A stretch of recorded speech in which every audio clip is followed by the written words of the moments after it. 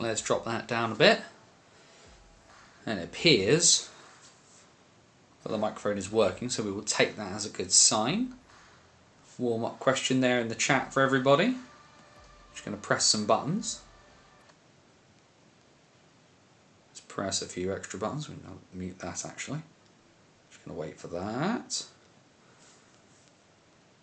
Oh, hey, there we go. That's what we like.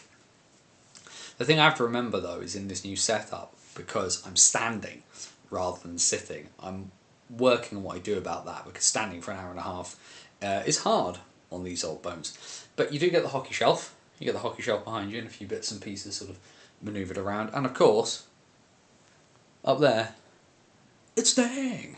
It is indeed staying. This is your bit as you're coming in.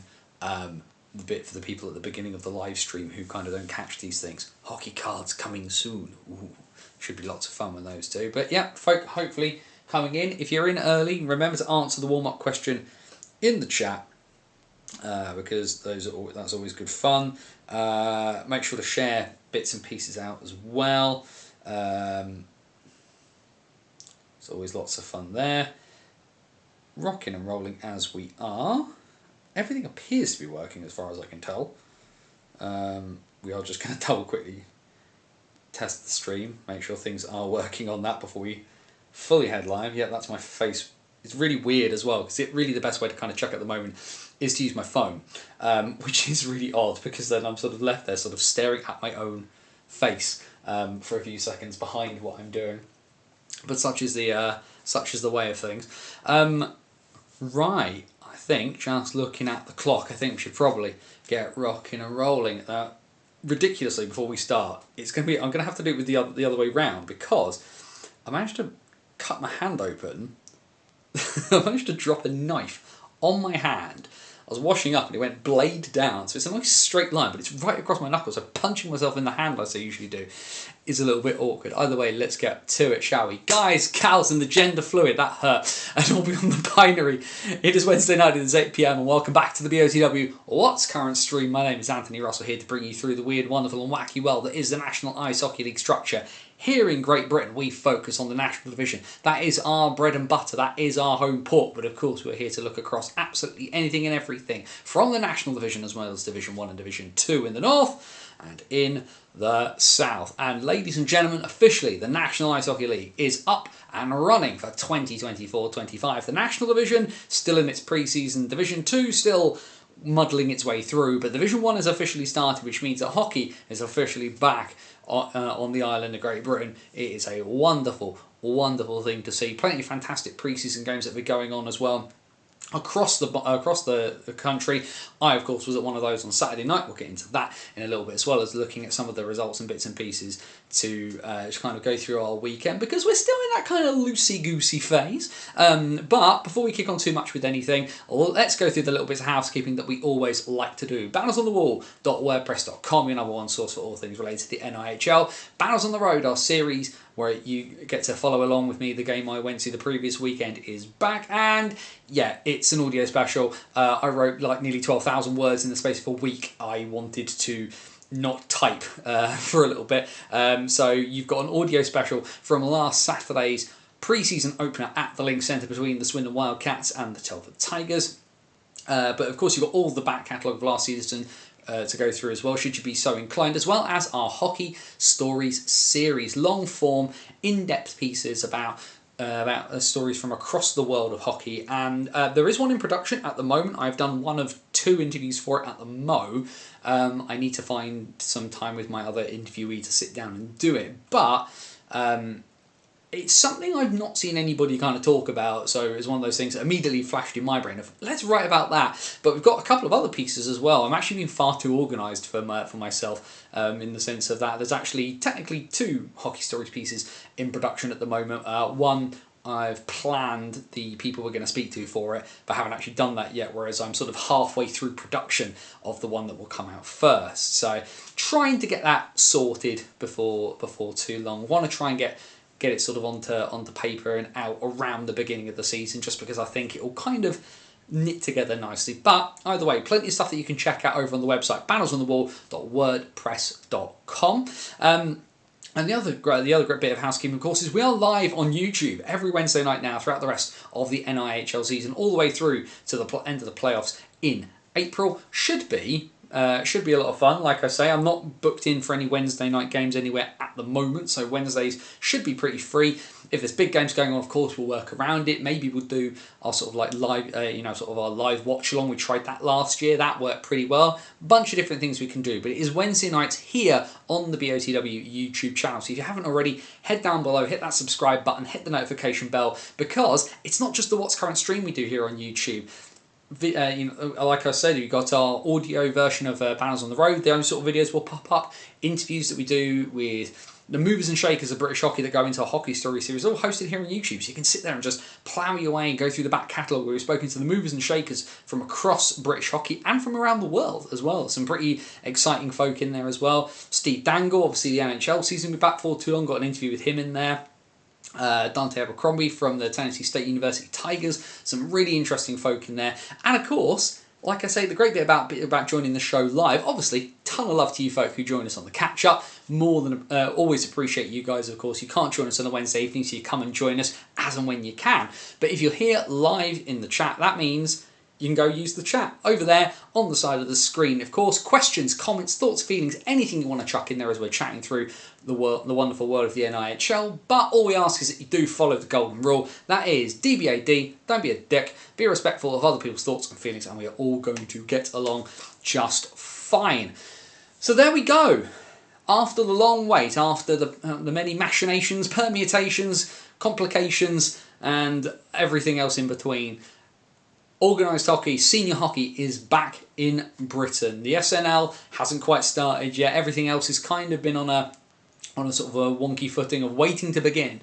But with the games that happened last Sunday, we officially are underway in the National Ice Hockey League. One game in South 1, one game in North 1. And because this is British hockey, we only have one game sheet for them at the moment. Or at least there's only one game sheet when I looked at NHL stats, because of course, Joe, if you didn't watch last week's show, firstly, where were you? We had the fantastic Joe Scutts on, England Ice Hockey statistician, and the guy behind NIHL Stats, which has basically been keeping all of us folk who like looking at numbers happy and sated for the better part of 2 years. But Joe, because he keeps innovating, keeps developing that site, we have got some fantastic stuff to show you if you haven't already seen it. It should be a lot of fun what Joe's going to be doing over the course of the year, as well as some graphics as well.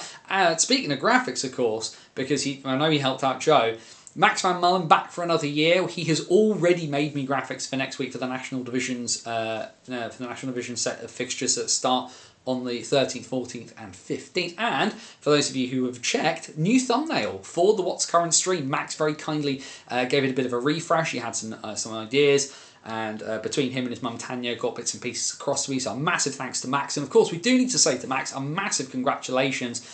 Just taking his first steps into senior hockey, had signed with the Romford Buccaneers to start the season. But with Tom Brown unavailable for the Romford Raiders this past weekend, Max was given the opportunity to back up Ethan James for the 2 Raiders games this weekend against the Peterborough Phantoms. So not getting quite into the thick of the action yet, but fresh 16-year-old, straight out of juniors as well. A lot of excitement around Max's development, but as we've also seen as well, he's pretty good at this graphic design lark. He is young enough to be my son, and he shames me with his ability on the computers and stuff like that. So we do say a massive thank you, but also well done to Max as well. Fantastic achievement to be given that trust to be there to back up if something had gone awry for Ethan James at the weekend. Not the best of weekends for the Raiders, a bit of a 50-50 split for them, but we will talk about that later. Interested here in the chat as well, where was your hockey this weekend? Because of course most of us are back now. There's a few teams that started a little bit early. Solway folk, don't think we've forgotten about you. Of course you had your big weekend against Glasgow the weekend previous, and then you had 2 games against Edinburgh this weekend. So interested to hear what you guys thought. Maybe a few. I was going to say thanks to some kind words from the folk of you from the bridge last night. I seem to have picked up a few extra people from Belfast. So if you were at Belfast's games against the Alberta Golden Bears and the Carlton Ravens, massively interested to hear what you thought of that, because I believe those 2 sides played each other as well over the course of the weekend over in Northern Ireland. So like I say, stick in the chat. Where did you get your hockey? We will go back to last Saturday evening, which was my first game of 24-25, Swindon and Telford, which was, if you take out the playoff weekend, the last game I watched of 23-24, which was a bit mad. Just one of those sort of bizarre ways. The joke I keep having with people is that I should traditionally start my year with Solent versus Invicta, because they always seem to play each other right at the beginning of the season down here on the south coast. But first game of the season, first drive, back up to Swindon. Just see Peter Bradbury in the chat there, recorder of para hockey himself. So hopefully he's enjoying some of the Paralympics. Evening to you, Peter. Got a few other people in the chat as well. Andrew Day. Sagala is in there as usual. Jamie's in there too, so great to see folk kind of joining in. But yeah, so getting back to Swindon, I'd say in the so I do go check out the Banners on the Road piece about that, because obviously pre-season is a tough one to watch at times, just because, particularly if it's a team's first game of pre-season, you are watching a new-ish, it's always new-ish group in Swindon, take on the challenge of another year. Pre-season can be tough because some things just do not work in the way that you think that they would. And it's fun sometimes, and sometimes it's definitely not the best of hockey, but it can be really interesting and entertaining seeing new guys in new positions, because that guy left, this guy's now doing that job. Big one for Swindon, of course, and I did predict it. If you've not checked it out, go check out our National Division preview that is on the website. That's done. I don't look heavily at stats, but that has done some very good numbers, which is pretty cool. But yeah, one of the things I said in there for Swindon was I thought that this was an opportunity with them bringing in an import defenseman to move Luke Johnson back to forward. Now, with Sam Bullas missing this weekend, congratulations to him and his new wife, because he's been on his honeymoon. I did speak to Sam Bullas. He was in the rink on Saturday. He'd gotten back about 3 hours before face-off and turned up at the Link Centre, suited and booted, ready to watch the game. But yes, Aaron Nell was kind enough to let Sam Bullas have a rest. But what this did mean was that we saw Luke Johnson move up and play on that third line, play as a third line forward for the Wildcats. And actually, I think I've said it before and I've said it again, neither Edgar Zbebris or Luke Johnson are forwards, in my opinion, and Luke Johnson is definitely not a defenseman. He was much better suited at forward, looked really, really impressive as in terms of what was going on there. Looked much more comfortable in terms of his positioning and what he was doing. So I did say that I feel like Johnson is that ideal candidate to become kind of the new Russ Cowley. Sure, if there's an injury, put Johnson on the fence. He's much better placed to be able to do that than some of your other guys, but where you should start him, where you should be really looking for him, is at that forward position, because he's just better there, I think, as much as anything else. Just checking a few bits and pieces, because I had seen just that horrible thing as well about doing a live show. You're just waiting to see whether any big news comes out. Nothing in the immediacy that I can see, but plenty of exciting bits and pieces going on. But yeah, a 4-1 win for Swindon on Saturday night. Pretty impressive performance. Rennie Marr looked sharp, which was really, really good. Actually, as did Brad Day. I've never been the biggest Brad Day guy, per se. They won the league title, and I still don't believe at that time Brad Day was the best netminder in the division. But one thing that Brad Day has been is he's been consistently good. I don't think Brad Day has ever been the best goalkeeper in the national division at any of the stages that we've had the national division. But what Brad Day has always been, he's always been in that solid upper echelon, and sometimes that is enough in terms of getting you across the line. Although, like I said, I don't think to say that I dislike Brad Day would be untrue. I do feel like Telford would be better off at times maybe giving Matty Bloor more minutes and giving Brad more of a rest, because I'm a big believer of don't sign a guy if you don't trust him to play. And of course you want Brad Day to take the bulk of the games, because he's that good at this level where you can rely on him. But he doesn't need to play like 95% of the minutes in this division. Matty Bloor's capable. You've got to give him the opportunity to if nothing else, give Brad Day a rest. Swindon, though, looked like Swindon. They haven't really changed. This was my pre-season thing with them, is that some of the deficiencies I think that they had last season still kind of are evident now. Jake Bricknell, who scored 2 goals on his debut, is everything I think Swindon fans are going to want him to be. Very charismatic player, falls in that kind of gap between Colby Tower and Gael Lebwele, last season's imports who've now departed for pastures new. But yeah, Bricknell is going to be a very, very popular player in Swindon. The issue he might face was he was incredibly physical in the immediacy right off the jump, which of course sometimes will get officials looking. He took a roughing penalty on a hit, which was largely because his arm was up quite high, and always a bit of a strange one for me. For me, there was a chance it was a board. There was a chance it was a charge, albeit people around me, because hi to the Macro Store Cocky boys, they said there wasn't enough steps. I'm not sure, because but certainly I didn't begrudge the penalty, because I'm not my team either way. But all things considered, I'm not sure that I'm personally not sure it was a penalty myself. But if that's the sort of player that Swindon are going to get, it feels kind of a need for me that Swindon had. I'm just very quickly checking whether Lebwele or Tower have signed anywhere as we're talking, which they haven't at the moment, or at least they've not been announced anywhere. But certainly some of the newer people for Swindon look pretty decent. Ryan Wells, who looks very, very solid. I would be a little bit nervous if I was a Swindon fan, because they have Ryan Wells on a D pairing with Ed Bradley, which to me feels incredibly attackingly focused. But and certainly when they put those two out on the penalty kill, I was a bit like, oh, hang on a second, this feels a little bit rash. But actually, I think what was good for Swindon on Saturday was your first game in a new country. Wells was much more defensively minded, kind of focused more on just getting used to things rather than kind of charging away on doing anything, which is really good. Kind of being very smart and getting a feel for what the game is like here. And Sagala's actually just put in the chat as well.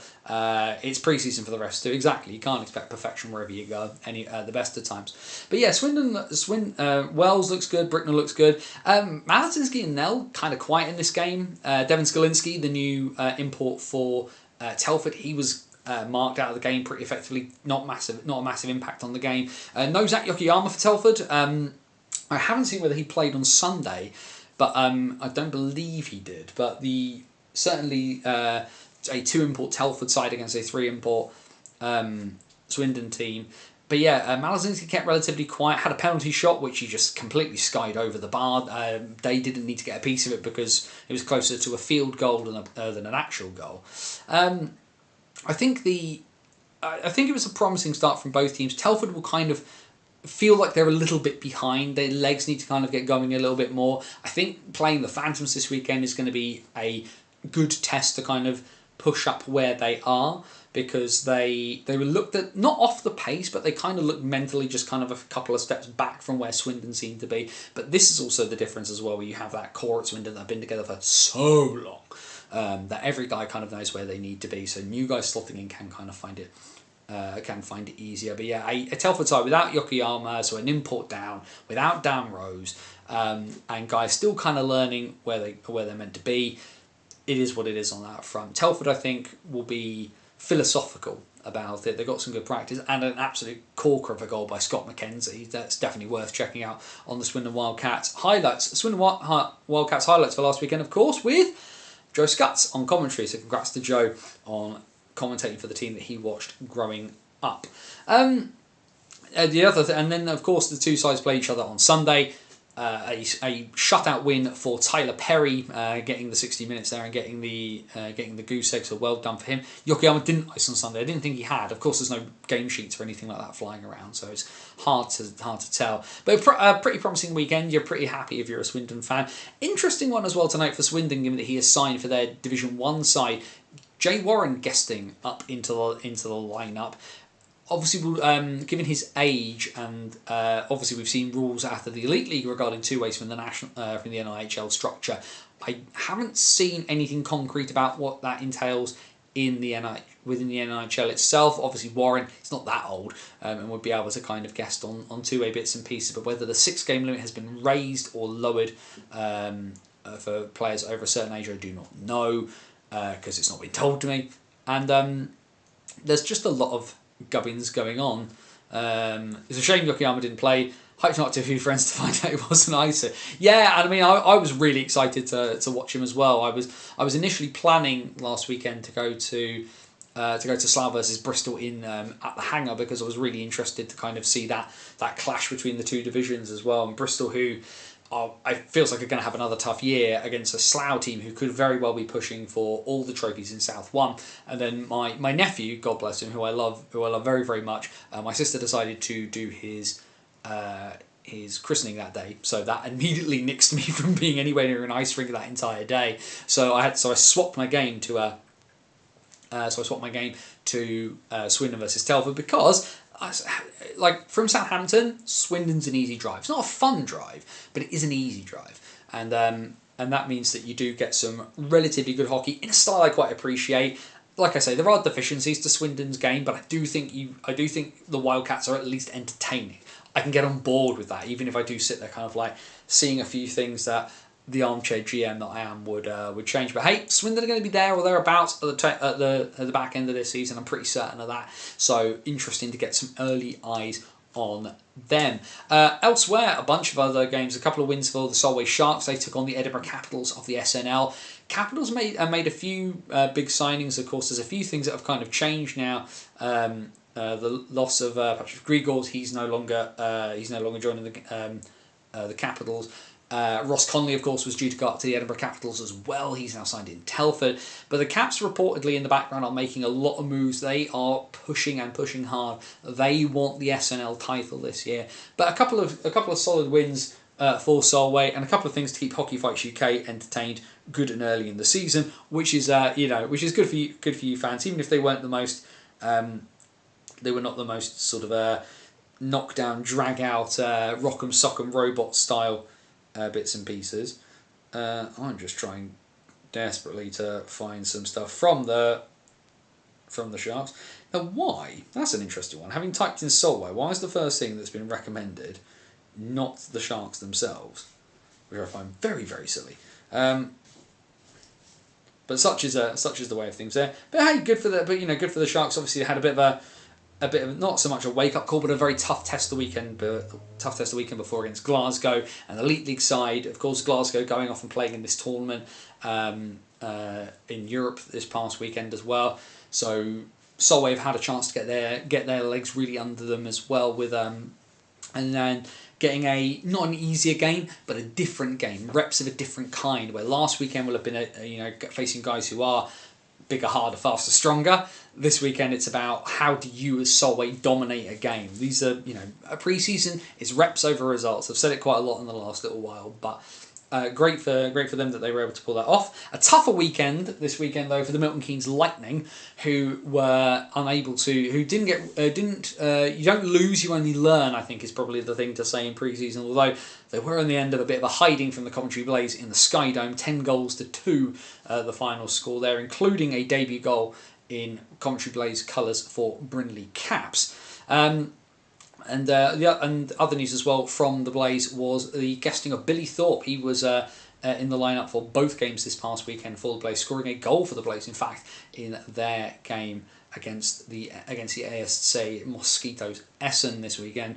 But Milton Keynes, I mean, playing against the Blaze is always going to be a tough ask, especially as well a Blaze team at home where you're facing a team that's almost completely brand new. There's no real read on the Blaze from last year. New coach, of course, and Kevin Moore. Danny Stewart's time in Coventry coming to an end, and he's moved across to Nottingham Panthers in the Elite League. So this is a few guys are obviously back for the Blaze. David Clements, of course, isn't going anywhere.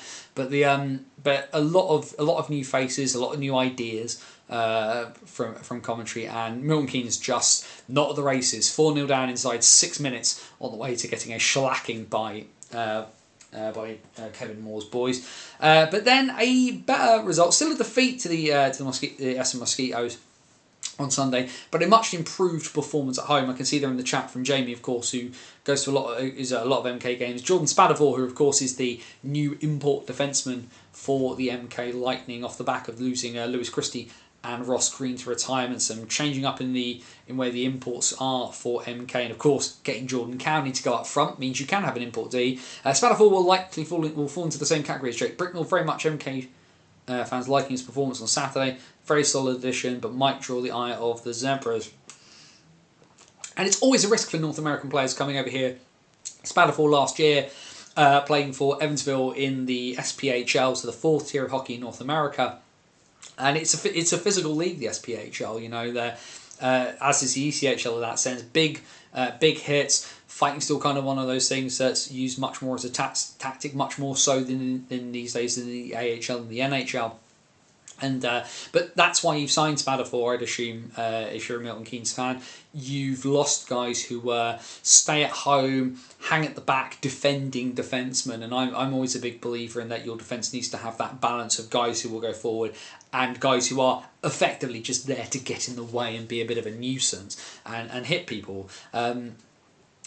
I'm a very, very big believer in your defence having that physicality, and that physicality isn't leaning into a guy on the boards, it's hitting a guy on the boards, it's finishing, you know, it's guys who will finish their hits. Evansville at this rate might as well build a ton. Quite a few guys have come through Evansville actually in the last little while. That is true.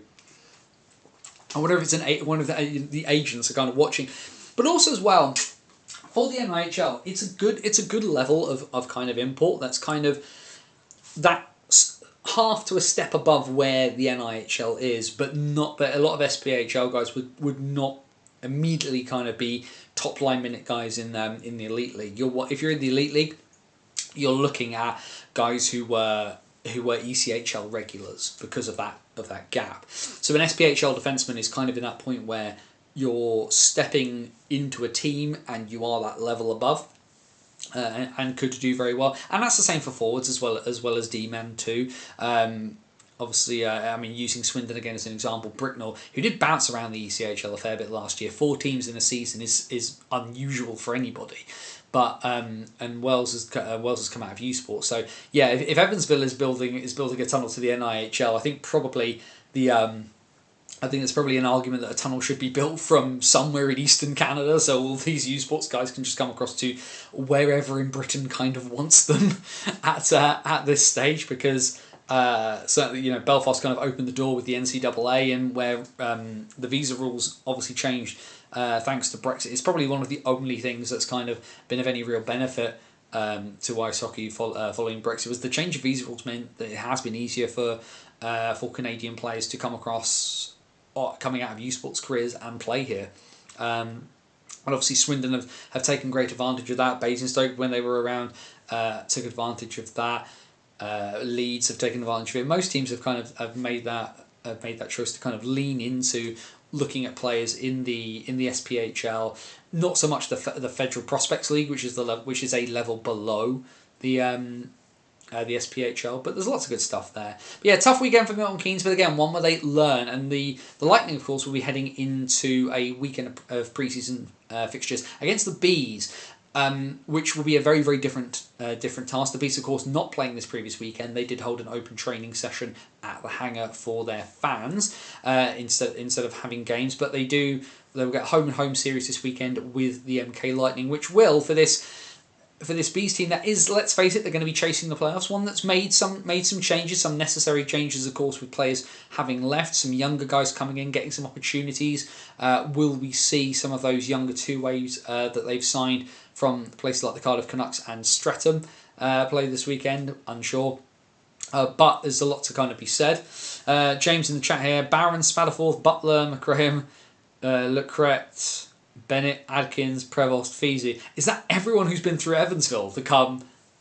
Blimey, that is a lot of people. Maybe that's what we can do. Maybe do we adopt the Evansville? What are they? The Evansville Thunderbirds. I've completely forgotten my.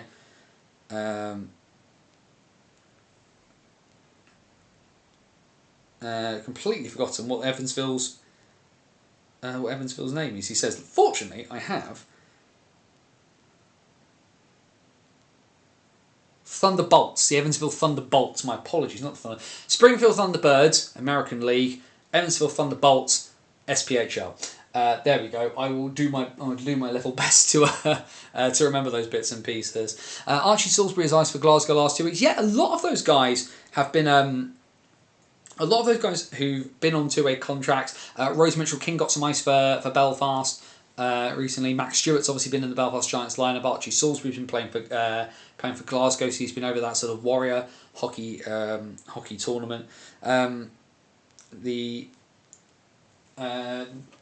just trying to think. Who else has been around? Finn Howes got some ice for Belfast as well. Guys that are on 2 ways been getting their opportunities. Haven't obviously with the Yorkshire Cup, Ollie Endicott's not been seeing time for Nottingham over the last couple of weekends. But obviously that Yorkshire Cup has been fantastic. Leeds and Sheffield starting us off with a game of who needs to defend anymore, and an 8-7 overtime win for the Knights in Ice Sheffield. What a start to the new era in Sheffield. If you wanted entertainment, a lot of people say that the NIHL can't be entertaining. Well, if you don't defend well, you're not going to get anything. Joe Tomlin with Cardiff, Tyler Delabatouche, of course, with Cardiff, as well as Bailey Harewood. Lots of guys have had their opportunities this past weekend. But yes, so the Yorkshire Cup has been carrying on with aplomb. Wins are all around for each of the teams. He says, quickly pulling up bits and pieces. This is one of those things, of course, where of course NHL Stats doesn't cover pre-season tournaments that get made up on the fly, which of course means that you're then left scrambling like a mad person trying to find bits and pieces. So just double checking that, because Hull will of course beat Leeds 6-5 in overtime on Sunday, which then means that it's next Sunday Seahawks versus the Knights in Hull is the way of that one. Do any of these teams actually just have a useful graphic of who's playing whom in this competition when? Last Friday's game was unreal. Being a Steel Dogs fan, Mitchell, I'm really interested to hear kind of what you thought about that. But yeah, not a game for people who wanted the quiet ones. On that one, it should be said. I will also try not to fall over. But yes, Friday, Leeds versus Sheffield.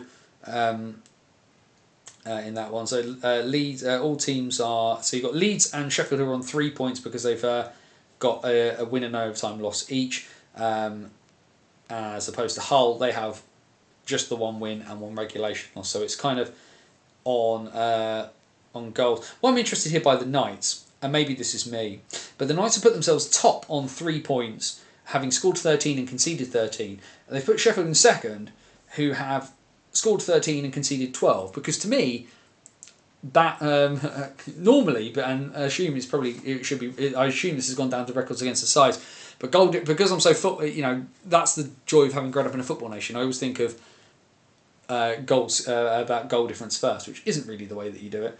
But Leeds will play Sheffield on Friday before playing Hull on Sunday, which means that of course we should get Sheffield versus Hull at some stage. Although of course it will be a Sheffield side that does it without Mr. Tremblay.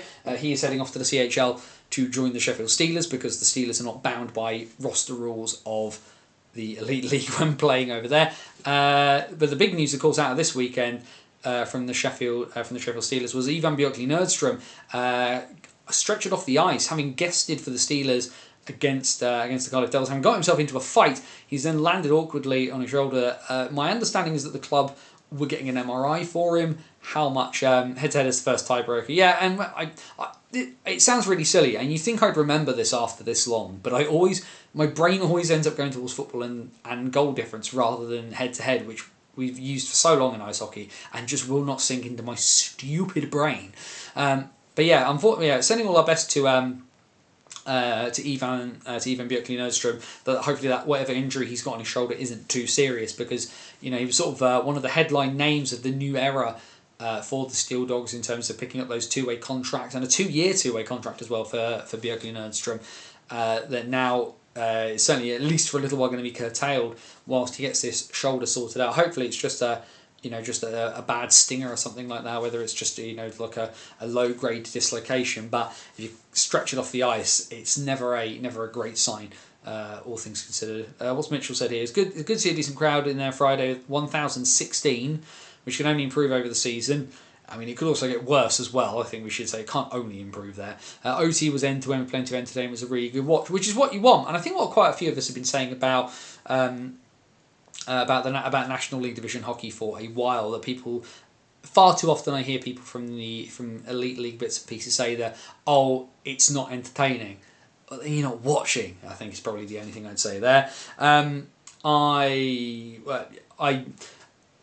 I think there is a line I think you have to kind of draw in your head about when it comes to kind of defending the thing that we all watch, because we all watch a lot of hockey. All of us who kind of tune into this. This is probably if you're new to the sport and you've just tripped across this, I don't know what to tell you. But hi and you're welcome.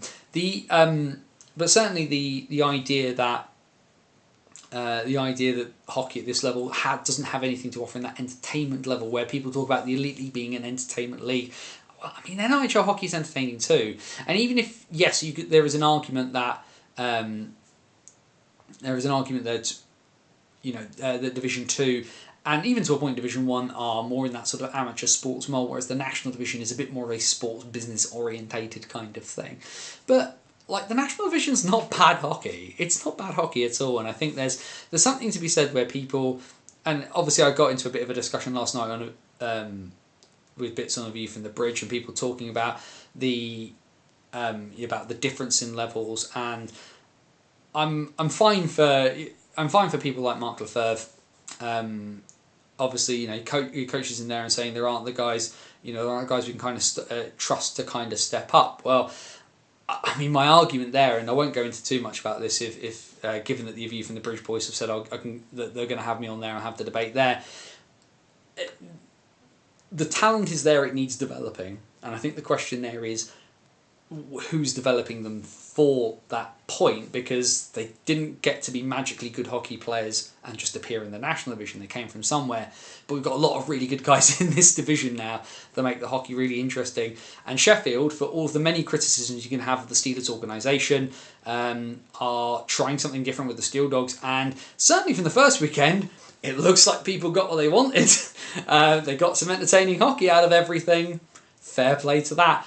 We look forward to the second weekend of the Yorkshire Cup and whoever shall take away that prize. Which, Yorkshire Tea, you're still slacking on this. I can't believe you didn't sponsor it. What are you doing? And Mary Helfor's goal between the legs for something special too. Yeah, certainly those imports are going to be fun. It's a lot more competitive. I would agree. I would agree on that front. But yeah, lots of bits and pieces, of course, going on across the national. Bristol. Let's talk about Bristol for a second, because they had a stinker on Saturday evening, outshot by 13 shots to 4 in the first period at home against Slough, before losing 2-1 to the Slough Jets at home in pre-season. Now, we've said you can't read too much into pre-season, but what pre-season can do sometimes is ring a little alarm bell about the things that need to change. Bristol then go and absolutely pump the Jets by 6-1 the following night in the hangar. I don't care that guys were missing in Bristol. You shouldn't be losing at home to teams in South 1 for a very, very simple reason, that there is a marked difference between those leagues. And yes, there are individual players who are more than capable of stepping up. But the whole point is that you have a team at this level that does one thing, and this team at another level that does another thing. And if you're Bristol, that was not the great start to what you're wanting to do. Doing this build up. If the Pitbulls want to make the playoffs, Saturday night should be the watermark of, we never let this kind of performance happen again. For Slough, you're not happy about getting whacked at home by Bristol, but it's a shot across the bow for everybody else in South 1. That Slough went and hung with a National Division team. The assumptions you want to make about Bristol's roster or not, there's some really good players in that lineup, including having had Tommy Napier in goal for both those encounters, as Tyler Delabatouche was off playing for Cardiff, so fair play to Tyler on that. But yeah, Bristol, I think, like I say, they need to... They've learnt now what not to do. How can you not play? And that's a good enough lesson heading into their weekend's games, because it's the Battles of the Southwest. I wouldn't have done this in pre-season myself. I think you should try and keep those derby games as special as possible. But minimises travel. I understand why teams want to do that in this day and age. But yeah, Bristol and Swindon will go and knock some lumps out of each other to start the season. Does Jay Warren guest again, I wonder? I've decided to do my first road trip to see the Knights at Bristol in 2 weeks' time. Fantastic news, Andrew. Obviously, Bristol from where you are, because you are Birmingham based, I think. If you have told me this before. But yeah, certainly can't argue with any hockey travel. Always good fun. I'm planning what I do at the moment because I've got some ideas of where to go. But there is one thing at the moment that's leading above the others, only because it will help me tick off something I've been trying to do for a while. Won't talk about it till I've got it all booked in. But yeah, I've got a couple of ideas of where I want to go, and there's a couple of options, but it's more a case of what will work. But I need to sit down and do that. But yes, Bristol, Pete, and then of course Peterborough and Romford. Literally both opposite sides of the coin. There's a decent win for Romford on the Saturday before a first shutout of pre-season, if nothing else, for Hayden Levine. Had a bit of a tough night, did the new Phantoms import netminder on the Saturday evening before getting the due on the Sunday. So certainly very good on. Certainly very good on there. Good for both sides as well. Andrew, of course, being Andrew Day, I can immediately see that he stuck a load of stuff in the chat, which is going to be the goals scored. So fantastic there. So Jake Sylvester, Tommy Huggett, Schufelt, of course, is the new import. Leishram, Jacob Ranson. If Jacob Ranson scores, you know something's going well for you there. And then goals there for the Phantoms from Yanni Lacken and Cameron Howe and Austin Mitchell-King. And then the Phantoms with this 6-0 win at home on Sunday. Goals for hat-trick there for Ferrara. Goals as well for 1, 2, 3 there. Oh no, 4 goals for Ferrara and goals for Louis Kinniston and Callum Buglas. So fair, definitely a tale of two cities there for both teams. Certainly not great for the Phantoms to go and get shut out. For the Raiders to go and get shut out. I'm really confused as to what the Raiders are going to do this year. We can see there's a comment there from Mitchell. Bristol have a very different roster this season. It will work or it won't, I reckon. I kind of feel the same about Romford a little bit, if I'm 100% honest. And there's obviously some very, very good guys in there. Ethan James, great goalie on his day. Interesting as to where Tom Brown was this weekend, but that's a story. We will let the Raiders figure that one out. But there's good guys. Leishram's really talented. TJ Anderson's really talented. But I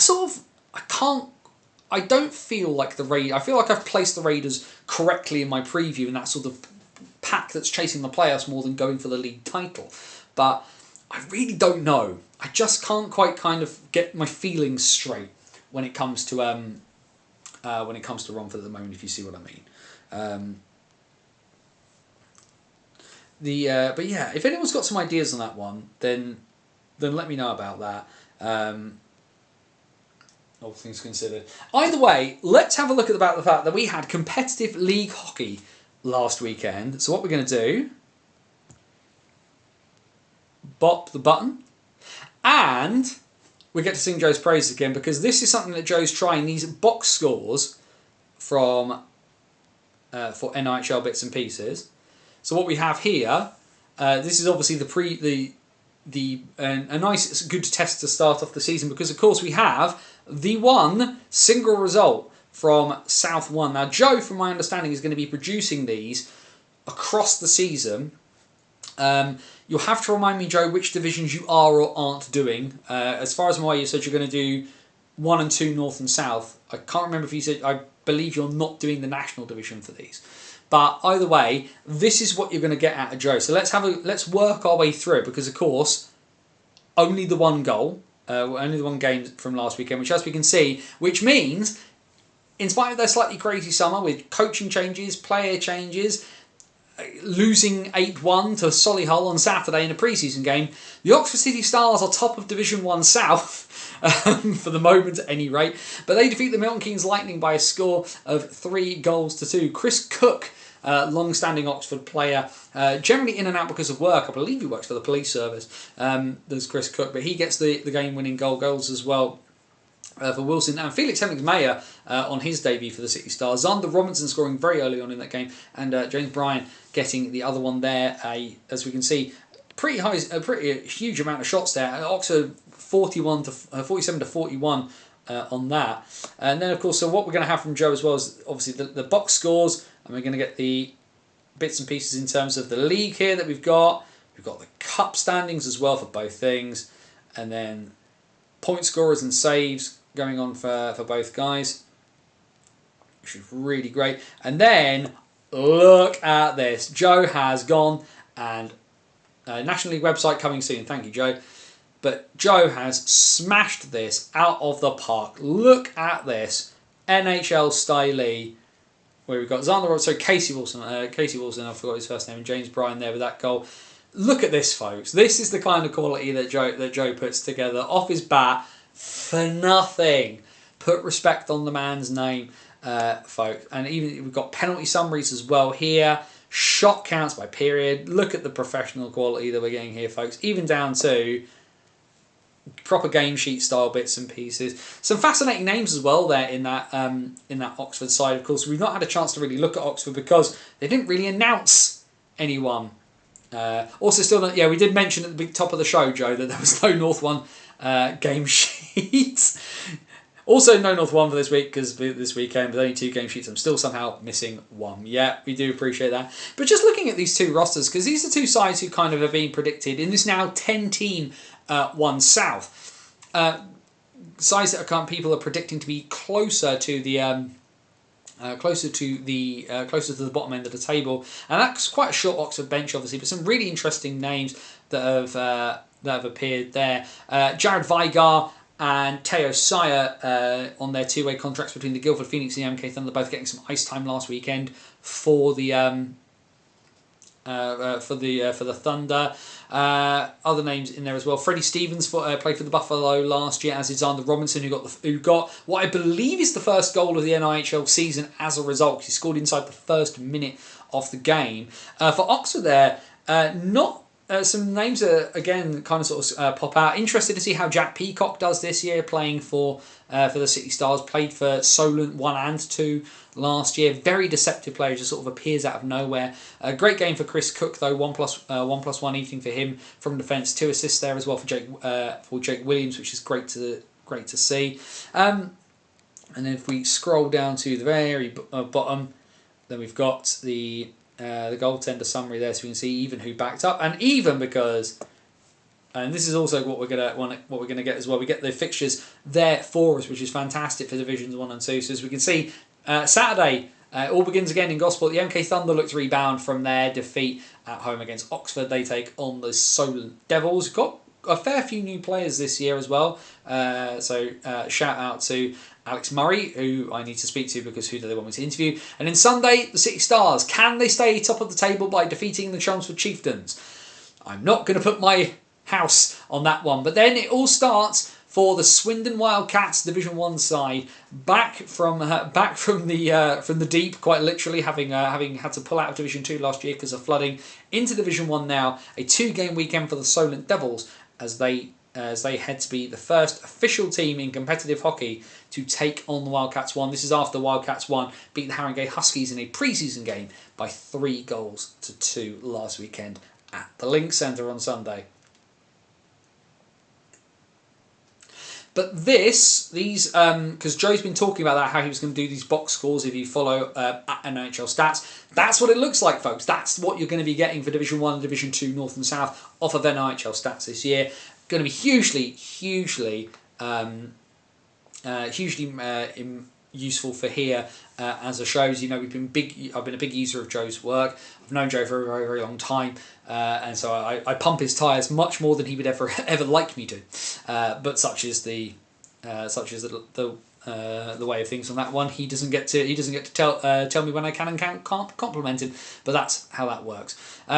But yes, and of course, as we said, the Xander Robinson got the first goal, but the Nottingham Lions were the ones to get the last laugh on Sunday as they put the Sheffield Steel Dogs to the sword. A lot of talk, of course, from Sheffield social media about that Michigan goal scored by Aidan Dancer, but one Michigan goal doesn't match up when the other team goes and does the business against you. A 6-1 win for the Nottingham Lions, of course, a very different looking Lions side now, with Alish Padalek leading the line, player, assistant coach, for the Nottingham Lions. And I can't without the game sheet to hand. Certainly, I remember off the top of my head watching that game on Sunday. The Padlock had 4 points on the first 4 Lions goals, including scoring himself. So it was certainly it was a pretty dominant performance all in all from the Lions. A really assured, really confident performance. But as we know, it's generally tough down that bottom end of North 1. It's where the Lions and the Schimmers have been for quite some time. Although it does, a lot of people, Widnes was certainly dragged into that battle last year. But if the Lions play like this, then they could be very, very much in a very good position to pull themselves on and really kind of cement that spot. Maybe even push themselves a little higher up the table. Which could be a very interesting one. A few other bits I can see here in the chat. Joe saying if there's enough call for National League games as well, I'll do it. I think we probably need to see what the National Division's website is going to offer us on that front. Because if they are, as we understand it, that they're going to be using a game engine similar to the Elite League, then I think people will be very interested in that. And also the... obviously, you are one man doing one man's work, so we can't expect you to do everything. Apologies, I just knocked something over behind me. Devil's going to be a good test for us. We also have 2 of their former players. Looking forward to it. Of course, Steve Osman and Liam Coleman playing for the Wildcats too this year, so it should be a really interesting game. They'll be interesting to see how those 2 are received when we head back down to when those 2 teams will meet at Gosport later on this year. Patrick Grigor signed for Whitley, but I believe he still has a 6-game ban from last season to complete. I believe he still has some games. I don't know if it's 6 off the top of my head, but that is a question for discipline. So yeah, having signed for Whitley, certainly won't be making an immediate appearance for Whitley in competitive competition. What we will check though, because we have talked about Division 1 in the south. So what we will do very, very quickly is just quickly have a quick squiz through the northern fixtures, which I don't have to hand on the computer in terms of graphics, but I do have them on phones. So of course I can see, Jamie's mentioned them there, Alex Mitchell, Matt Barlow and Dylan Harker all joining Leeds Knights too. They start their life in Division 1 North on Saturday, this upcoming Saturday the 7th. They are the only game of the night in in North 1. The Hull Jets, our friends from last year, so 5:30 PM face-off at the World's Most Versatile Arena. Folk who watched last season, if you're new to the stuff here, what do we know about the Hull Jets? The Hull Jets like to win at home and don't play well on the road. And a first competitive game in a Hull Jets uniform for Vlad Volkanovs, of course. Point per game last year for the Sheffield Steel Dogs. A victim of the new era. No space for him in the National. So he drops down into North 1, where I think he's going to be a very big part player for a Jets side that it was pretty comfortable. Did some really, really good stuff last year. Beat every team at Hull, but just couldn't get the business done away by any stretch of the imagination. I believe on Saturday as well, at least it's coming up, is the Welsh Cup game between Deeside and Cardiff Fire. But let's just double check that as we're talking about it, because I know that Deeside are in league action on Sunday. It'd be very useful if they just put out those bits and pieces. Yes, it is. It's Saturday. It is Saturday the 7th, 5:15. It's Cardiff versus Deeside in that first game for those guys. But then Sunday in North 1, 5:30 PM up at the Forum. And talk about a big way to start off the season in North 1. Billingham, Blackburn at the Forum on Sunday at 5:30. That's going to be a cracker of a game. Elsewhere on Sunday, 5 PM face-off in North Wales for Deeside versus the Nottingham Lions. I think the Dragons could be in for a bit of a surprise there about if they get the Lions team that played last Sunday. 5:30 PM at Hobbs Road as well. For Solihull versus the Leeds Knights. How will Leeds? That's a pretty hefty way to start life in Division 1 North for the Leeds Knights too, as they get Hull and Solihull in our first weekend. And then the other game on Sunday is at Hillheads. The Whitley Warriors take on the Sheffield Scimitars. Some pretty interesting games in there to kind of keep tabs on there. Billingham and Blackburn on the opening day of the season. Talk about firing off the cannons to start the campaign. That's some pretty pretty heavy duty stuff to look at that one. A few games as well in Division 2 North, and the first game of Division 2 North, who else could it be? It's Saturday. It's a midday face-off for the Kingston Sharks and the Sheffield Titans. No better way to start off Division 2 in the North. On Sunday, he says desperately trying to get the bits and pieces to move across there so we can read it properly. 2 games on Sunday then in North 2. 5 p.m. face-off at Ice Sheffield, and it's the local derby in North 2. The Sheffield Titans and the Sutton Sting will meet. The Sting, of course, battered by Blackburn by 17 goals to in that pre-season game, but arguably the team that pushed Telford to the closest last season in that league. Can they get off to a winning start on home ice, even as the away team? The other game on Sunday is a 7:20 p.m. face-off for the Nottingham Lions 2. Now, Nottingham Lions 2 lost their pre-season encounter against the Lee Valley Lions, but they will host the Altrincham Aces to start off their campaign in North 2. There's certainly some games going on for the folk in South too. Only 2 games, and they are both this coming Saturday. 4:15 p.m. face-off over in Bristol at Cribbs Causeway. Bristol Pitbulls 2 taking on the Peterborough Phantoms 2. Interesting to see who goes in goal there for the Phantoms 2. Will Luke Clark be loaned out to the Phantoms 2 for a league game, given the fact that Peterborough are in pre-season action? The other game is at 5:30 p.m. at the Spectrum as the Guildford Phoenix start the defence of their league title. Like I say, it's a 5:30 p.m. face-off there for the Phoenix against the Chelmsford Warriors before everything starts kicking off properly the following weekend. So a few league games as the NIHL Division 1 and Division 2 kick off in earnest this weekend. Good. Really interested to see how Solent come out of this weekend. They've got a couple of games that I think that are definitely winnable for the Devils. You would certainly hope against MK at home that would be a good way to kind of kick off their campaign. But then, what are we going to get from this Swindon Wildcats 2 side? Fascinated to see what they're able to do. They're in a competitive game where everything is definitely not made up and the points do matter. So we will see on that one. Another one from the Kilmarnock Convey about Conor McNulty signing for the Billingham Stars. There's a real conversation I think we need to have about the quality of the SNL, because the young players coming out of the Scottish National League system are starting to make real headway. McNulty signed for Billingham. Innes Gallagher, of course, coming down from Kilmarnock as well.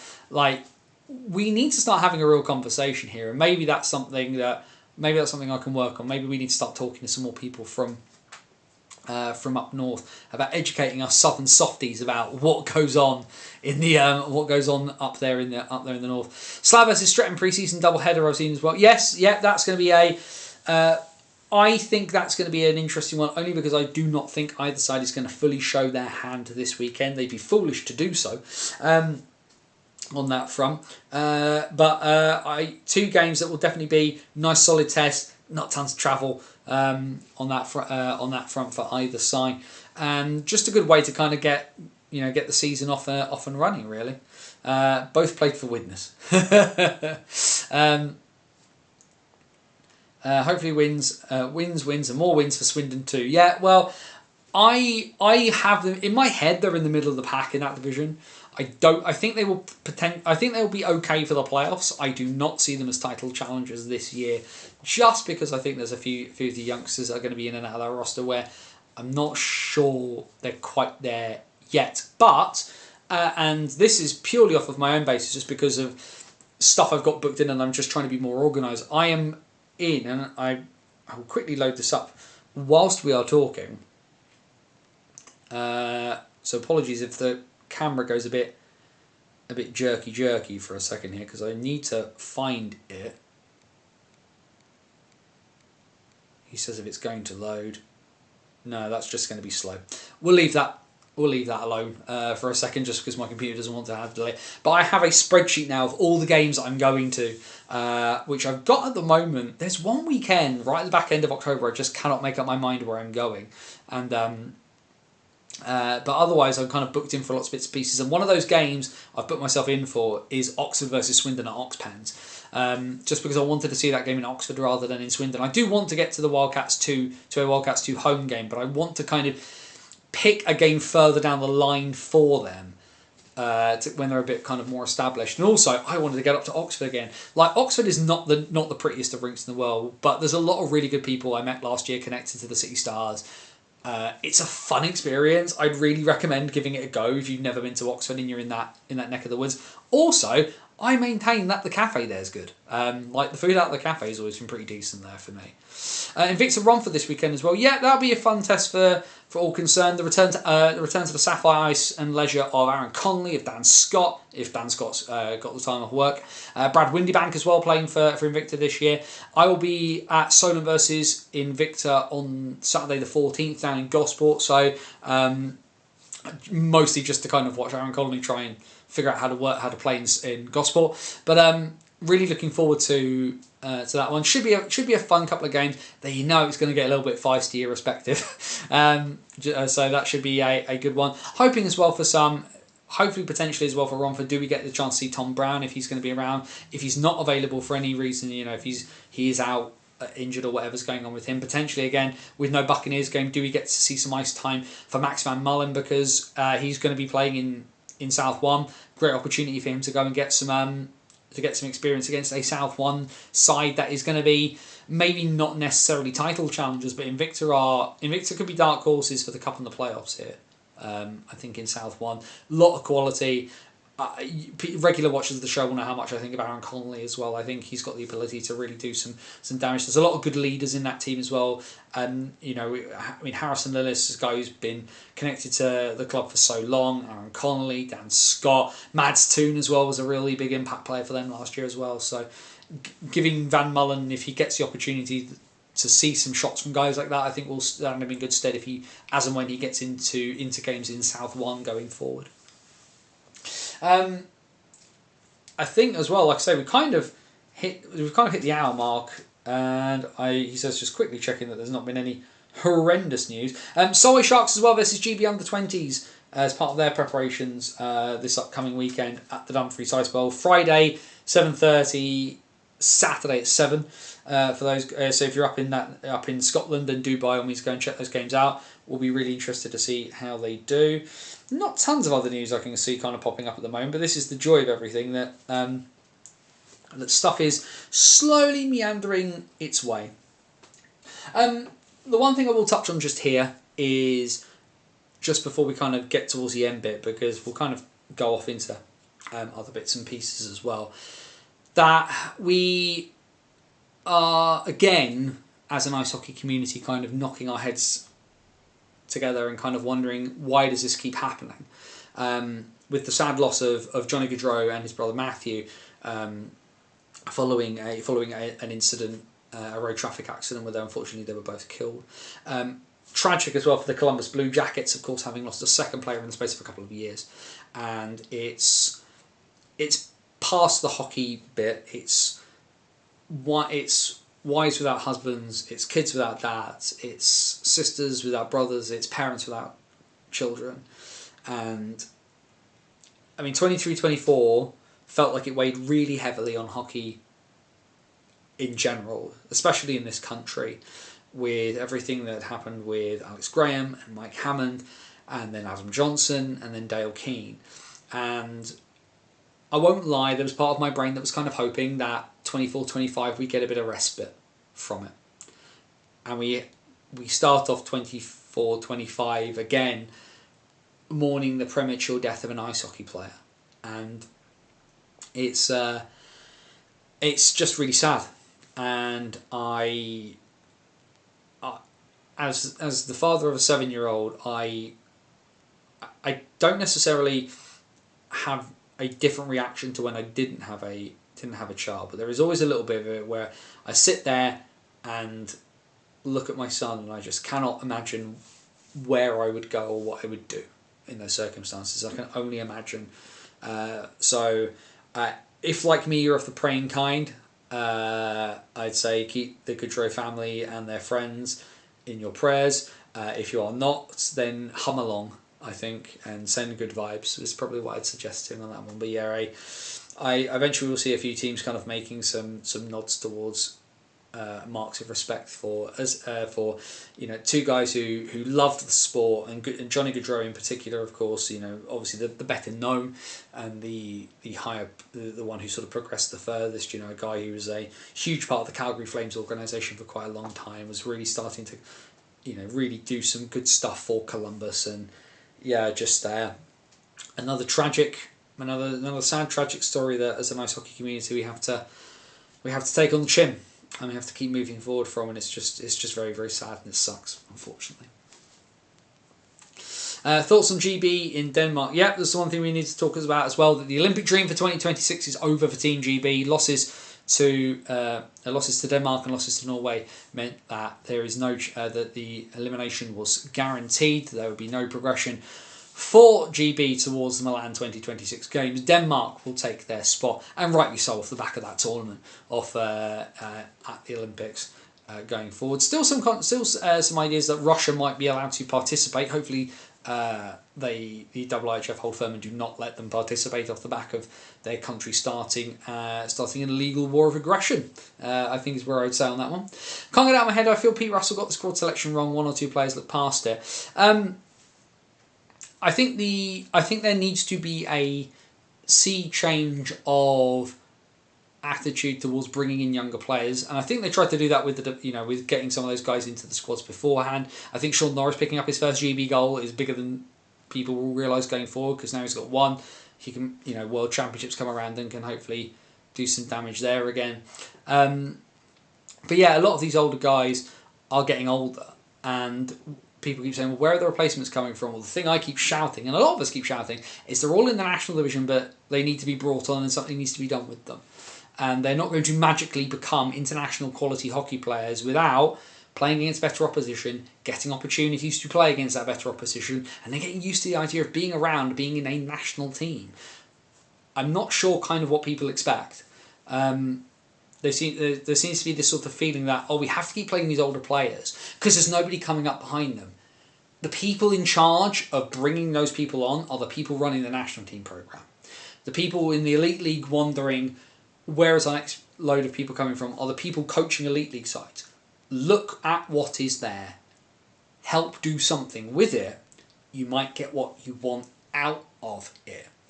And there's lots of these guys on two-way contracts now, vastly more than we've seen for quite some time. 6 players at the Steelers, 6 players for the Giants, Glasgow, Nottingham, Guildford don't have anybody on a two-way at the moment, because I think Zach Milton was the only one. He's now gone to Manchester to play in the Elite League. And there's a few, Cardiff have got Tyler Delabatouche and Bailey Harewood and Joe Tomlin. Cardiff have signed Brindley Capps. Brindley Capps is not on a two-way contract. Brindley Capps is on a full-time Elite League contract. And Joe has said what I've been the thing that, unsurprisingly, folks, Joe and I do talk a lot away from here, but him and I have said the same thing for a while, and I'll read what Joe's put here in the chat. Play them to their strengths and they'll play in the Elite League. No point having a Ferrari and turning it into a Reliant Robin. This notion that kids need to make themselves either destitute and get no money to play in the Elite League, which is fanciful, or that you need to go and stick people into grind on the fourth line and dump and change, and not play to their skill set. They can't be surprised when guys don't thrive, when you don't put them in situations to thrive. Seeing the interview with Ollie Endicott saying how much he's enjoyed playing for Nottingham. Yeah, and I mean, Ollie Endicott, obviously, he was on a two-way with Coventry last year. Sorry, apologies. He wasn't on a two-way. He guested for Coventry last year under Danny Stewart. He's on a two-way with them this year as well, as is Brad Bowering. And I think that's the difference of having a coach who kind of believes in what you've got. Kieran Brown is a classic case in point. It is, there is absolutely 0 point of Kieran Brown playing 3 minutes a night on a fourth line, crashing and banging in the Elite League, because that is not Kieran Brown's skill set. And Simon Kitchen said it last night on A View from the Bridge of, can these guys step up and play 12, 14, 16 minutes a night in the Elite League? Well, they can't at the moment, because they've had no period to adjust and no coach giving them the opportunities to play 4, 6, 8 minutes a night in the Elite League in a role that they can play. You can't, as Joe says, you can't have a Ferrari and turn it into a Reliant Robin. There's no point in doing it. And obviously, spelling mistake away. But in the NHL, if a team loses a player that plays as a fourth line guy who crashes and bangs around, they don't call up their AHL's top scorer, their finesse skill guy, to fill that gap. Who do they call up? They call a guy who's in their system to crash and bang. When one of their top scorers goes down, who do they call up? They call up the guy who scores the goals. I look at the Washington Capitals as a Caps fan. Ivan Miroshnichenko has the potential to be a top-level goal scorer and a top-level skill player in the NHL. When Nick Dowd goes down for the Washington Capitals, they're not calling up Ivan Miroshnichenko. They're calling up guys who do that role. And the other things you will hear are, it's a results business. Yeah, sport. Every level is a results business.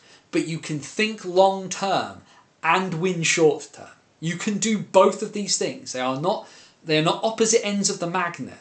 They're not the same ends of the magnet repelling each other. They're not opposite sides of an argument. Both of these are possible. And I have to, and maybe Max Stewart is a good example of this, where Belfast have really, really persevered with him.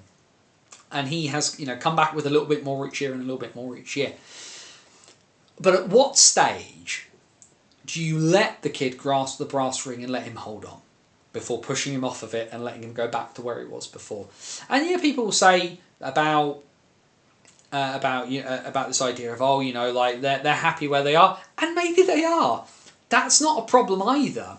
But there are some who might be happy where they are, who don't know of the opportunity that lies beyond, because that door has not been opened. Now, the Elite League's change of rules with two ways is really good.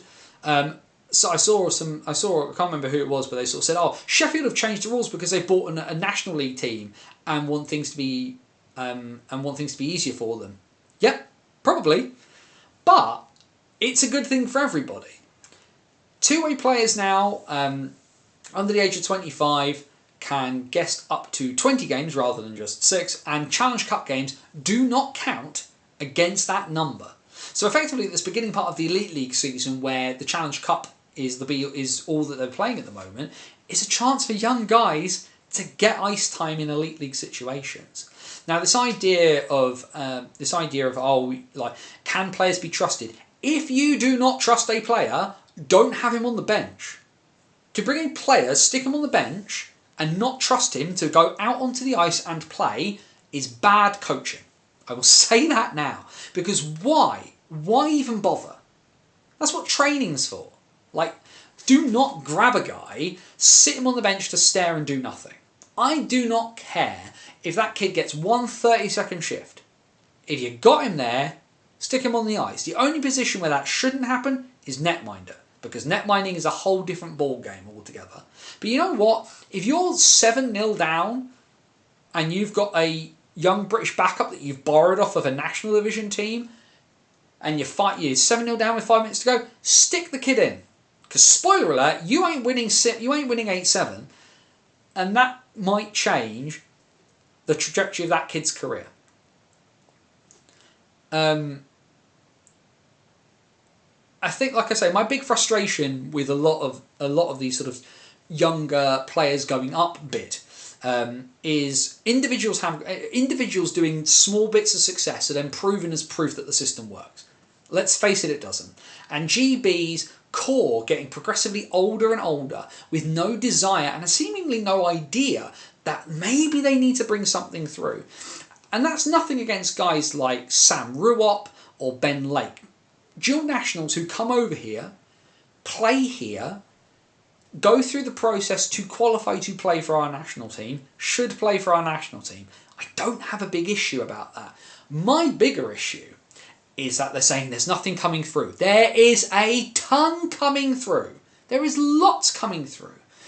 But they don't know how far they can go because the door has been held shut for so long. Nobody wants to take the responsibility for developing. Oh no, that's for everybody else to do, not for us. So I respect Simon Kitchen a lot, and he has done a lot for this sport, and I credit him for it. We're not a development league. The biggest lie in British hockey is that the Elite League is not a development league. because every league is a development league, and if you do not develop, you are doing it wrong. It is as simple as that. And I will say that till I'm blue in the face. And maybe I'm about to go on ABF TV next week or the week after, and I will be shouting into the void. But I'm shouting into the void from a place of knowing that the ability is there, and it's not perfect. Let's not get this wrong. Like the NHL structure, there's stuff that needs to be done better. There's stuff that needs to be done better at juniors, and do you know how I know that? Because all the folk at juniors tell me they need to do stuff better. They know.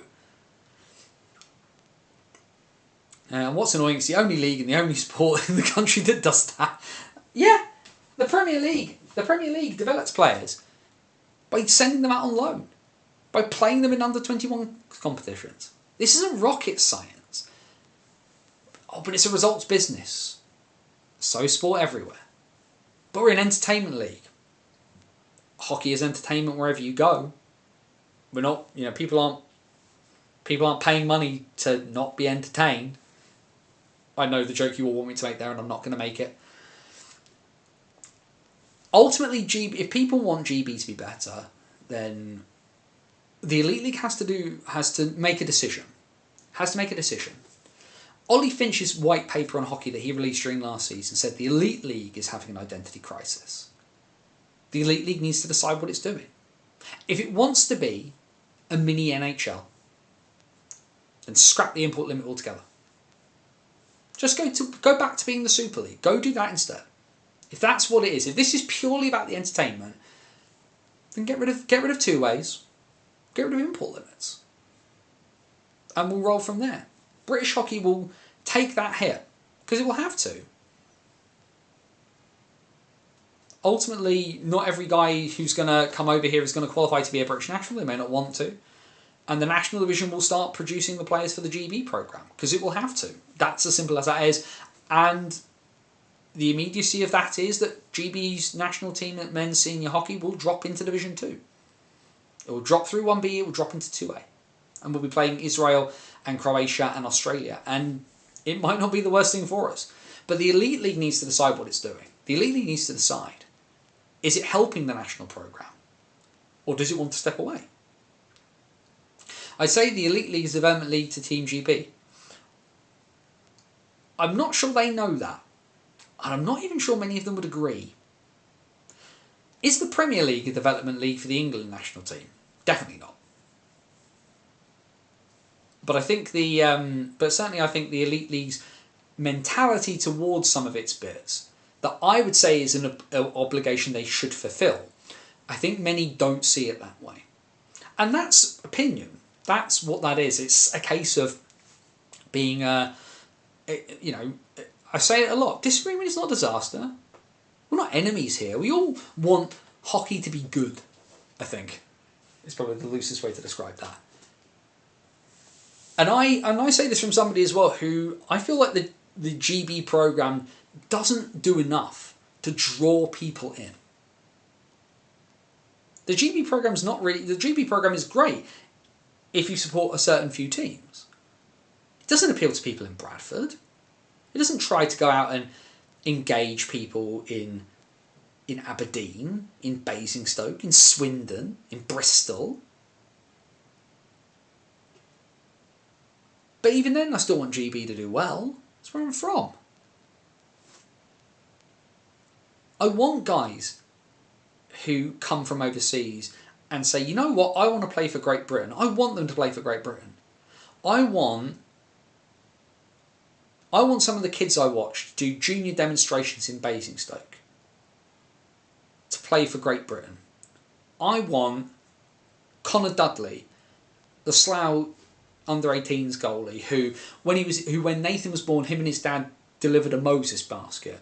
I want a kid like that who has busted his backside. I want him to play for Great Britain. I want Jude Affleck at Slough to play for Great Britain. I want some kid in the under-10s at Sheffield who all he's ever seen is the Steel. He sees the Steelers in the big arena and he thinks, this is what I want to do forever. I want that kid to play for Great Britain. But if we don't figure it out, if we don't figure out what the top end of our system is doing, it's going to kill us as much as not knowing what we're doing at the bottom end either. And that needs to be figured out. And that, of course, comes with the caveat that I'm commentating on an Elite League game on Sunday. And I'm proud to do it. I'm not the best commentator in the world, but I want to get better at it. And you know what? The Elite League is not the enemy. It's not a big scary enemy or anything like that. There is some entertainment to be had there. And you know what? I'm going to go and I'm going to watch Sean Norris and Sam Talbot, and hopefully they're going to tear the roof off the Spectrum together. Think about this for Guildford. I'm looking at the potential of commentating on a line of Josh Waller, Sam Talbot and Sean Norris. That has got GB Future written all over it. Owen Griffiths and Zach Milton and Connor Lee and Alex Oldale playing for the Storm. That's got GB's future written all over it. If we'll let it happen. And we don't just let them do 3 minutes a night. Let's see what can be done. Where is the future? Well, if we don't take risks, we'll never know. I think, Jamie, you mean Kieran to Manchester, because Manchester were the side who really took the chance on Kieran Long before Belfast. Bringing Caps to Coventry, I think, is going to be absolute gangbusters. I think it's going to be great for the kid. And I really credit Kevin Moore as well with just going, no two-way. I believe the kid can play. The kid's going to play. I will see how that happens when they're getting, like, if they start getting shellacked by teams for any reason, but fair play. Brilliant Caps, no two-way. Take the chances, because we have to take the chances. I'll leave you on this bit with this thought. That somebody in the comments last night when the conversation was going on saying, well, Coventry beat Milton Keynes 10-2. Those players who are on two ways are already on them. And that's why they're on two ways and other players aren't. And that's why, there's a difference between the Elite League and the National League. Yeah, there is a difference between the Elite League and the National League. 100%. The Elite League is faster, it's more physical, there are higher skilled players in it.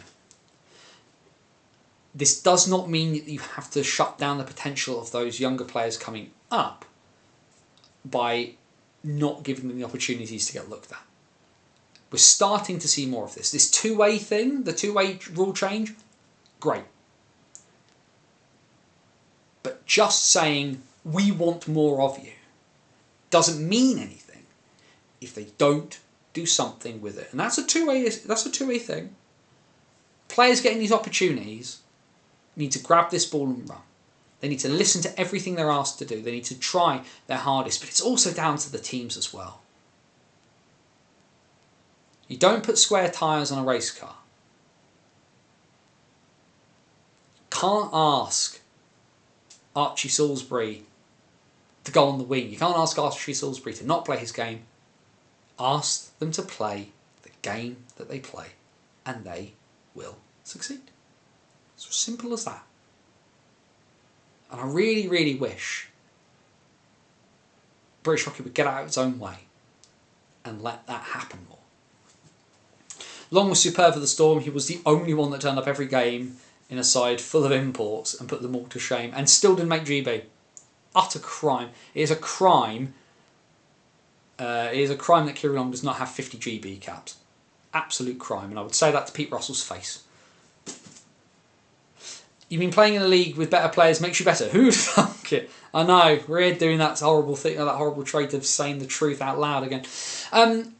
Questions, comments, thoughts, feelings. We'll say final call because it's 9:25 as we're doing this now, live show of course. I'd like to try and keep it between that 60-90 minute range for people who are new to the gig.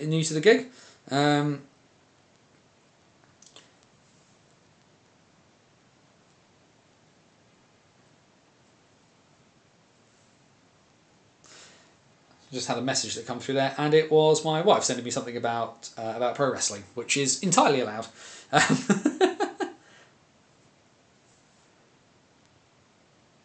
So Glasgow Clan new shirt is just been put up on the Clan's Twitter at ClanIHC. It looks busy. Is probably the best way to describe that one.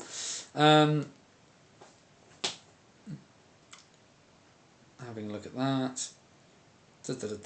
Any other news? Some discussion, of course, about prices for streams. Peterborough charging £17 for a stream, which is very high. I don't think we can argue that one.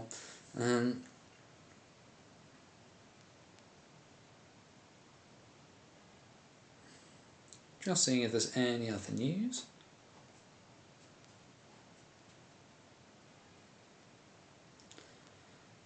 Nothing immediately leaping out.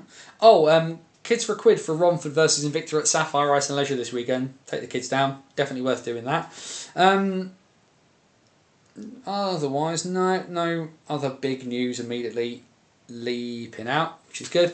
When Durham was successful, it was when they blooded the young players and persevere with them. Yeah, it's mad, isn't it? It's just completely mad that that one of the oldest ideas that maybe didn't make us the greatest hockey playing nation on earth, but we had a consistent conveyor belt, and we just seem to have lost that. Admittedly, I admit the Phantoms Halloween jersey looks ace. I'm the wrong person to ask. I don't really do Halloween. I don't really like special jerseys a massive amount. It should be said. So it's a bit of a strange one for me. I personally don't like it. It's also not for me, so it doesn't matter whether I like it or not. If Phantoms fans are enjoying it, then more power to them on that one. Strange one when booking Bristol. It came up with Basingstoke. Yeah, I know. One day, that beer bottle still waiting to be opened. We haven't given up hope just yet. Last call, ladies and gentlemen. Last call as we head ever onwards. We'll wrap things up before too long.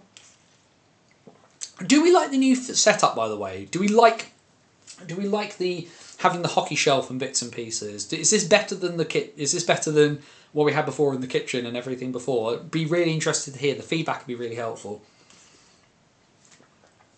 Because actually, I sit down all day for a job, working in the NHS, and so getting up and getting around. So I struggled a bit last week. I seem to be a bit better with standing up for this entire time, mostly because I've tried moving around a bit. But do we like it? I think there's scope. Actually, the one thing you can't see, which I will just get down very quickly, as people are getting their last bits in here, is my McFarlane Ollie Colesy figure. Let's try and hold that so I don't get the light caught on that. This is what I bought for myself after I got COVID a couple of years ago. I still miss the fridge. That's the mark that Joe has been watching for a very long time. with the magnets on the fridge spelling out different words. Do you know what the really stupid thing was with that? You mentioned about it, Joe, but for whatever reason, out of nowhere, and I think it was when my internet provider changed the router we used, but the signal just got so bad, I just kept dropping out. And it wasn't even like my laptop has X amount of power, and if I ever start getting slow and getting clunky, it's because the processor within my laptop is trying to do too much and it all goes to pot, right? For whatever reason, I was sitting by the fridge and I just wouldn't get internet signal at all. We're trying to run everything off of the absolute bare amount of Wi-Fi capability to actually do anything, and it became unreasonable. The real OGs remember Periscope. That's the difference there. But yeah, last call for any bits and pieces anybody kind of wants to chuck in. The other thing to say as well, and it's mostly because I don't do it because I'm an old man, clip bits, if you want to put stuff on TikTok or whatever, knock yourself out. But I'm going to try and do bits and pieces of YouTube shorts over the course of the year. I'm not sure how I feel about it, and I'm not sure whether the format necessarily suits it, but YouTube's very big on shorts, and I feel like if I can kind of engage stuff out of it, then I can do stuff. Do you think Petr Cech will ice this season? I think if he does, he's going into Div 2. I do not necessarily think he will ice this year. I haven't heard anything. Should ask a few people, actually. I could ask him, I suppose. Petr Cech follows me on Twitter.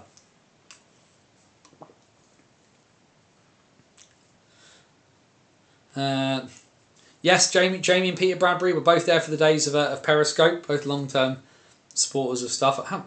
Peter, you and I have known each other for a very long time. Oh, water. Must be. Hydration is important, folks.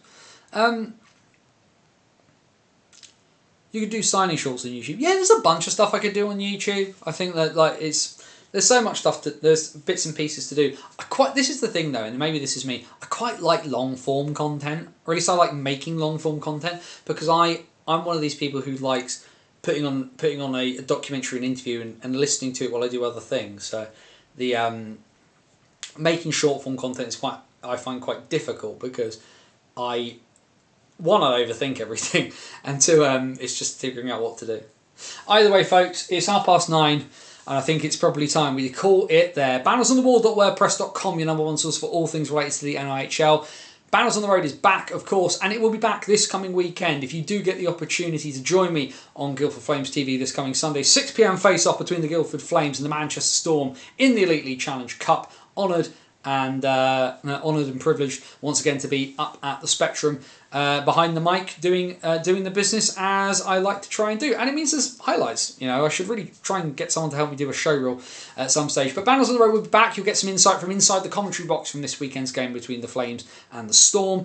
But you've got last season stuff to look at, as well as our Hockey Stories series. A couple of pieces in production, but all the old stuff as well, from the 19th century to the present day, behind the Iron Curtain, into World War II and beyond. Long form pieces, in-depth looks at stuff from all kinds of things, from the first coach of an NCAA program at a historically black college, to content creation, to things like talking to Steve Nightingale, working as a Brit working in the NHL. There's a ton of stuff there, including our free to download tabletop ice hockey game, Dice Hockey, which you can download for free. If you've downloaded it and you enjoy it, please do stick a couple of quid towards Parkinson's UK. The old BOTW podcast stuff is there as well. Lots of stuff. 13 years worth of content at bannersonthewall.wordpress.com. Facebook.com/bannersonthewall if you like getting stuff through your Facebook feed that isn't complete misinformation and memes about like the COVID vaccine turning you into a robot or something. Then by all means go over and hit the like page on that.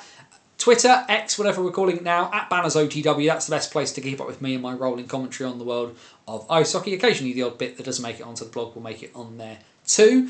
And the other thing, of course, is that's the great bit about being on YouTube, is that you can get all of those links down in the description. We are here on the Banners on the Wall YouTube channel Wednesday night, 8 p.m. throughout the British hockey season to cover everything from across the NIHL structure.